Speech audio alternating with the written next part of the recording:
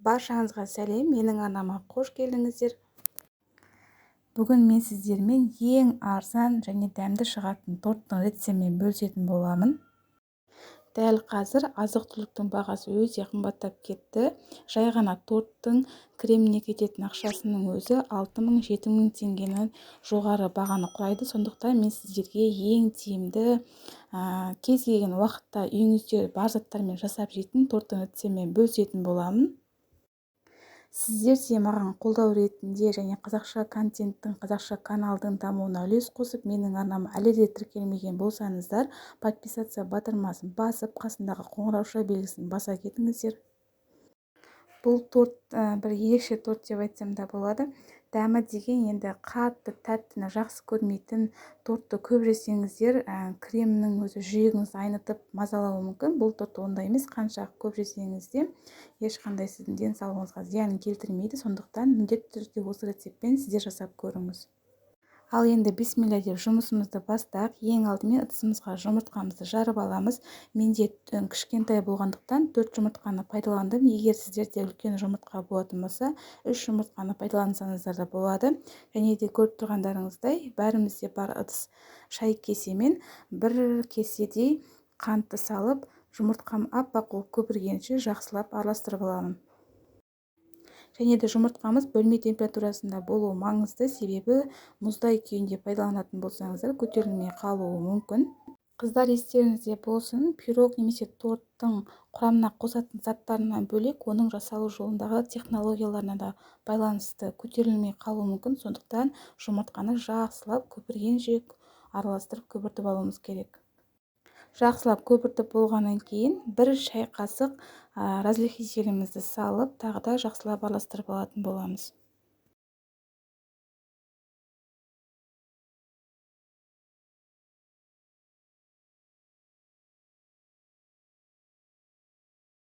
Қопсытқышымызды қосып араластырып болғаннан кейін байқасаңыздар, аппақ көпірді. Ендігі кезекте 180 грамм 82% сары майымызды бөлме температурасында еріген күйде қосамыз.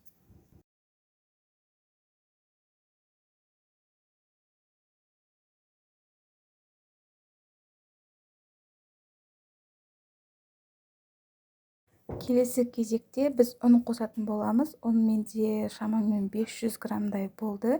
Ұнның тығыздығына байланысты сіздерде 500 граммнан да жоғары немесе аз болуы мүмкін. Сондықтан көзіңіздің мөлшерінен біртіндеп қосамыз. Бірден барлығын қосып жібермейміз, біртіндеп 2 немесе 3 бөлікке бөліп, жақсылап жұмсақ қамыр илеп алатын боламыз.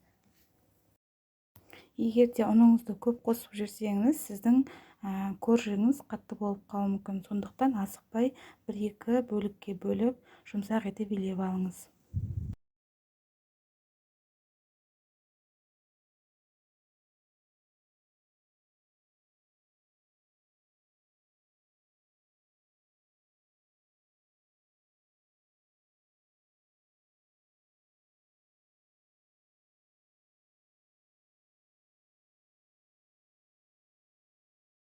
Міне мен қамырымды жұмсақ етіп үйленіп алдым. Жұмсақ қамыр жайылуға ыңғайсыз болады, сондықтан осы үйленген жұмсақ қамырымды жарты сағатқа тоңазытқышқа қойып қоямын. Сонда коржик ретінде жайған кезде кішкене болсын ыңғайлы болады. Ал енді крем жасайтын боламыз. Ол үшін бізге осындай үлкен сорпа кесенің жартысында бөлме температурасында сүт керек болады. Және қант өлшеген шай кесемізбен осындай 1 шай кесе ұнымызды өлшеп аламыз. Бірақ 2 бөлікке бөліп, жаңағы сүтімізбен жақсылап іртігі кеткенше, бір тегістік болғанша араластырып алатын боламыз. Барлығын бірден салып араластыратын болсаңыздар, іртігінің кетіру өте қиын болады.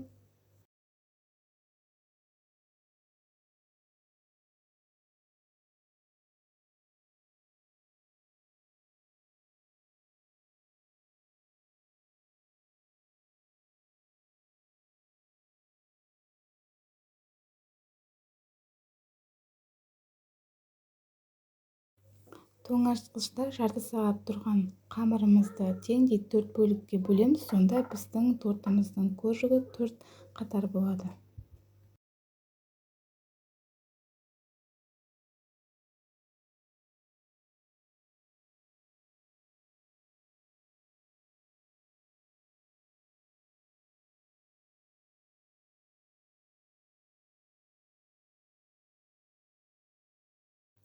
Дөңгелектеп алған қамырларымызды, қожықтарымызды бірден пищевая бумаганың үстіне жайыңыздар. Себебі тақтайға жайып алып кейін пищевая бумаганың үстіне қоям десеңіздер, қамырларыңыз өте жұмсақ болғандықтан бөлініп кетеді. Және де мен пісірмес алдын өзіме керекті диаметрді осындай кальцияның көмегімен кесіп алдым. Егер сіздерде ондай кальций болмаса, кез келген домалақ өзіңізге керек пішінді тарелкаңыз бар немесе кастрюлеңіздің қақпағы бар, солармен пышақтың көмегімен әдемілеп кесіп алсаңыздар болады. Тіпті торт істемейтін болсаңыз да, дәл осы қожықтың рецебімен балдарыңызға өздеріне ұнайтын формада, домалақ немесе аю пішінді формаларда печенье жасап берсеңіздер де болады, өте дәмді шығады.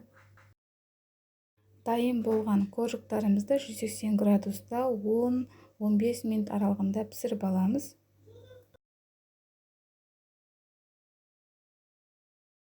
Енді қожықтарымыз пісіп болам дегенше біз крем дайындайтын боламыз. Егер қожықтарыңыз пісу уақыты ұзақ уақыт алатын болса, сіздер бірінші, екінші қожық пісіп болғаннан кейін кремді жасап бастауларыңыз керек. Себебі қожықтардың барлығы пісіп болғаннан кейін кремді ыстықтай арасына жақсаңыздар, қожықтарыңыз әдемі жұмсақ болып шығады. Піскен сүтіміз жылыды деген уақытта отымызды қатты қойып, жаңа кесеге дайындап алдық қой, сүт пен ұнымызды араластырып, біркелкі массаға келтіріп алған сол қоспамызды араластыра отырып құятын боламыз. Міндетті түрде араластырып отырыңыздар, себебі ол ұн түйіршік болып пісіп қалуы мүмкін. Сондықтан дәл каша пісірген сияқты біркелкі үздіксіз араластырып, орта отта пісіретін боласыздар. Отты басында қатты отқа қоясыздар. Кішкене осындай қоюланған кезде отты орта отқа қойып, баяулатып, біркелкі араластырып, қою болғанша ішіндегі ұнымыз піскенше пісіріп алатын боламыз. Ішіндегі ұнымыз пісті дегенде өзі креміміз қою болып түр береді.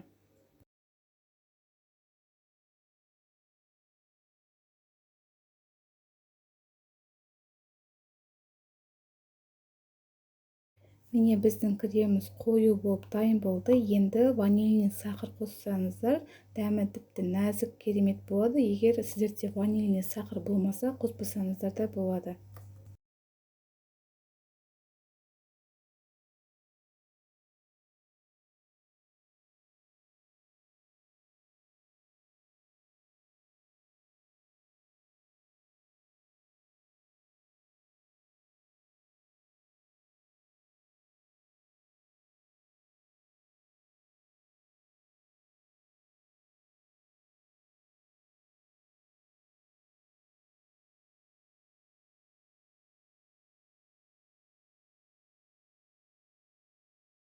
Креміміз дайын болам дегенше біздің 4 этапты қожығымызды пісіп дайын болды. Енді біз оны құрастырамыз.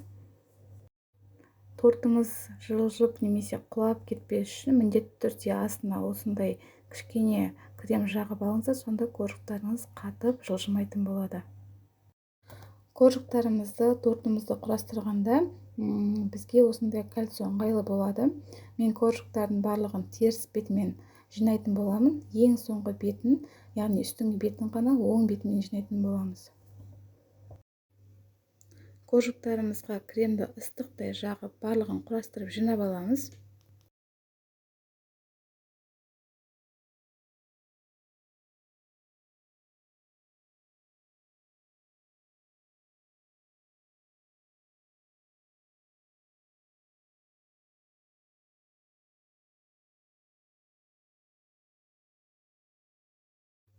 Тортымызды жинап болғаннан кейін біздің креміміз әлі де ыстық болып тұр. Байқасаңыздар, буы шығып тұр. Енді осы крем суығанша 2-3 сағатқа бетін ыдыспен жауып қойып қойсаңыздар, осы ыстық крем қожықтарын жұмсақ етіп дайын болады. Міне менің тортым 3 сағат суып тұрды кремі. Енді мен кальциясын шешетін боламын. Байқасаңыздар, кремі жылжымай, кәдімгі желатин қосқан сияқты қатып әдемі болып тұр, және өте жұмсақ шығады дәл осы креммен. Енді жаңа коржықтарды кескен бөліктерінен қалған бөліктерін миксердің немесе оқтаудың көмегімен ұсақтап тортымызды сонымен қаптап шығатын боламыз. Байқасаңыздар, торт үйдегі бар заттарыңызбен ғана жасалды. Дәмі деген өте нәзік, тойымды, әрі денсаулығыңызға қанша көп жесеңіз де ешқандай зиян тигізбейді. Сондықтан менің еңбегімді бағалап, сіз де мені қолдап, әлі де тіркелмеген болсаңыз, подписаться батырмасын басып тіркеліп, және де лайк, комментарий жазуды ұмытпаңыз. Ал тортты безендіру өзіңіздің фантазияңызға, қолыңыздағы бар заттарыңызға байланысты. Мен өзімнің қатырылған жемістерімен безендірдім. Дәл осылай сіздер де жаздың күні жемістерді қатырып алғыңыз келсе, мына сілтеме арқылы сол видеоны көріп пайдалансаңыздар болады. Міне тортты кесіп көрсетейін, өте жұмсақ шықты, жалықпай жей беретін, өте тойымды және өте арзан бағаға шығатын торт. Сіз де осы рецептті пайдаланып жасап көріңіз.